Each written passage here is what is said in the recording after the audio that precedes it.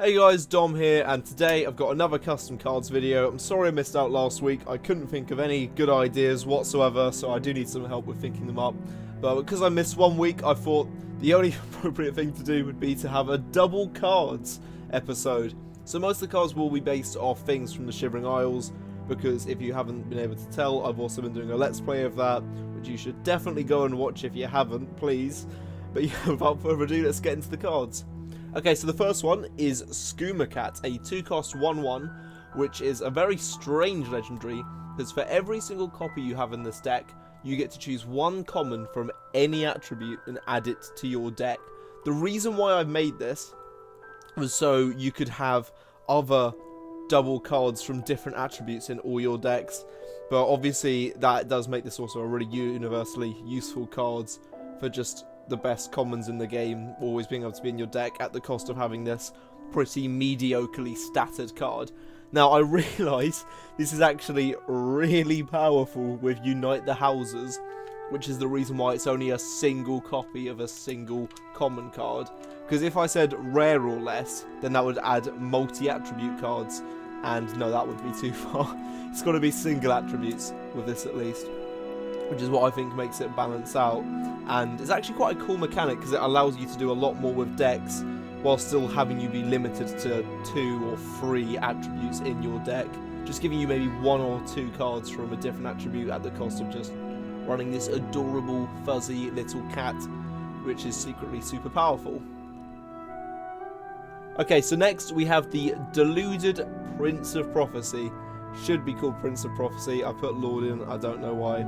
This is a 5-cost 5/5, which is Prophecy. Double cards cost 1 less. So it's pretty simple, pretty self-explanatory. Probably would be able to make it double cards cost 2 less, but I thought because you could have 3 of these cards in your deck, let's make it just 1 less for now.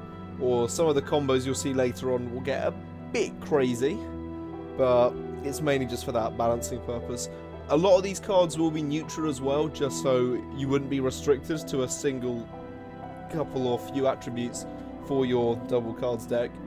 And now I think about it, there's not actually that many double cards that I've made for this video. It's a lot of just synergy to work with them and kind of emphasize the actual mechanic and make you think, yeah, I want to see more double cards in the game.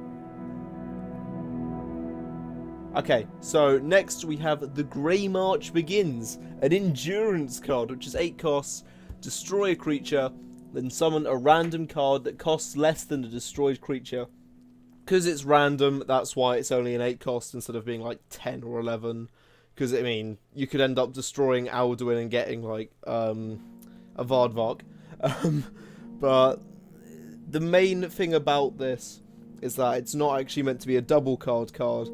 It's a Shivering Isles themed card, which is the other theme of this video if you couldn't tell. I kind of just wanted to have those 2 themes so I wasn't too restricted on what I make, and as I did miss a week, I do want to have a few more flexible cards here and there which are like, yeah, this also does this and this also does that. Hence having these actions based off Sheogorath and his wonderful, crazy, manic lifestyle, which you can see in my Let's Play.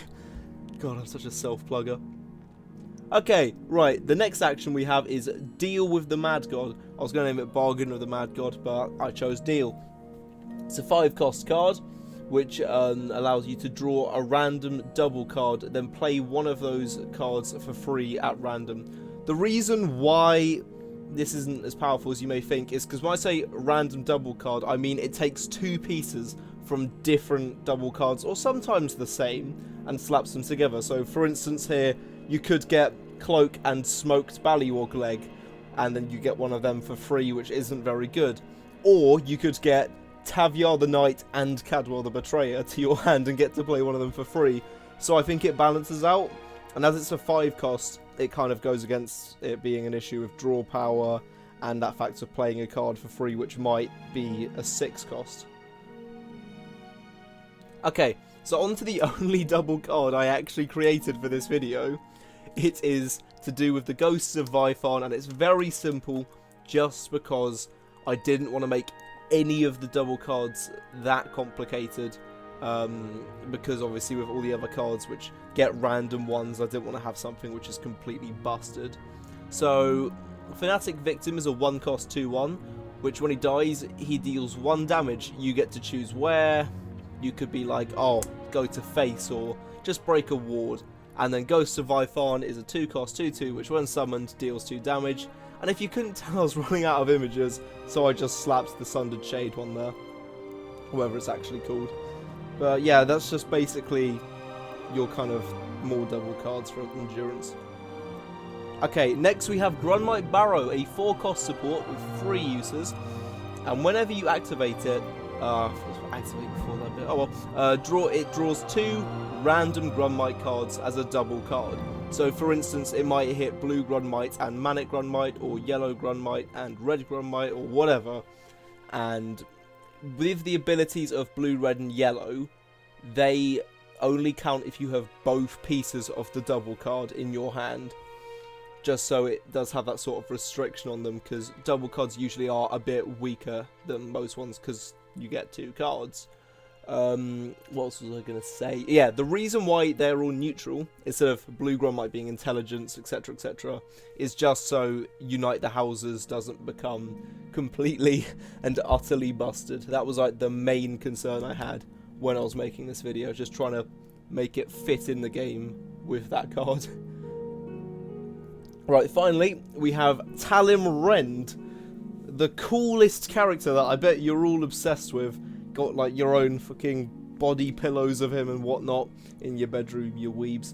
Anyway, he's a 7-cost 3/3, who when summoned allows you to draw a random double card, and unlike the ones from earlier, it will be the set blocks, so Cloak is with Dagger, Tavyar's with Ravat, like that. It doesn't go, oh, let's get Smoke Balliorg Leg and Cloak. And whenever you play a double card, so that will be either one of the 2 pieces, he gains +1/+1, hence the reason he starts at a 3-cost. Because if you just draw, say, Cloak and Dagger and give it to him, well, then he goes, right, what, up to another 7/7, because of it going off after every single part of the double. But yeah, that's just what I thought would be a nice little addition as Shivering Isles cards, but mostly aimed at double cards and adding synergy to them. But tell me what you think. I'm interested, and I hope you guys enjoyed. I hope you're still enjoying this Legends content that I'm trying to push out still as much as I used to. But yeah, I'll see you in the next one.